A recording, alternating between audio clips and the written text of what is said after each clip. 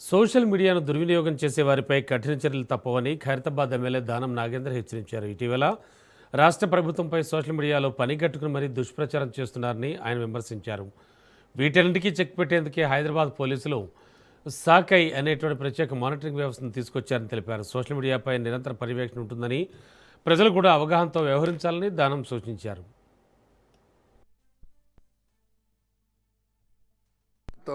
ప్రతి ఎన్నికలు అయిన తర్వాత పెట్రోల్ డీజిల్ ధర పెంచడం అనేది ఒక ఆనవాయితీగా మారిపోయింది కేంద్ర ప్రభుత్వానికి. అధికారం వచ్చిన తర్వాత మళ్ళీ ఎంబడే ఎన్నికల కంటే ముందేమో మా ప్రభుత్వం వస్తే డబుల్ ఇంజన్ సర్కార్ వస్తే డబుల్ ఇంజన్ సర్కార్ లో పేద ప్రజలకు న్యాయం జరుగుతుంది అంటారు. కానీ డబుల్ ఇంజన్ సర్కార్ వల్ల అక్కడెక్కడెక్కడైతే డబుల్ ఇంజన్ సర్కార్లు ఉన్నాయో ప్రజలు నిరంతరం ఏదో ఒక రకమైనటువంటి కష్టానికి గురవుతున్నారు. మరి మొన్ననే పెట్రోల్ డీజిల్ ధర పెంచడం జరిగింది. కేంద్ర ప్రభుత్వానికి ఎప్పుడే గానీ ఒక సాకుగా అవసరం ఉంటది. ఇప్పుడేమో ఇరాన్ తర్వాత ఇజ్రాయెల్ యుఎస్ వార్ని అడ్వాంటేజ్ గా తీసుకొని మరి ధరలు పెంచితే, ఎందుకంటే హార్మూజ్ నుంచి మనకు రావాల్సినటువంటి డీజిల్ పెట్రోల్ రావడం లేదు అని మరి మొన్ననే 5 దేశాలు ప్రధానమంత్రి గారు తిరిగి వచ్చారు. ఆ సందర్భంలో మనకు ఉన్నటువంటి బైలాటరల్ ఏదైతే అండర్స్టాండింగ్ ఉంటుందో, మనకు టైఅప్ ఉంటుందో దాని ప్రకారంగా మాట్లాడి ఇతర దేశాలకు పోతున్నది పెట్రోల్ డీజిల్. చైనాకు మాత్రం ఎక్కడ కూడా నిరంతరం ఆగకుండా పోతా ఉన్నది.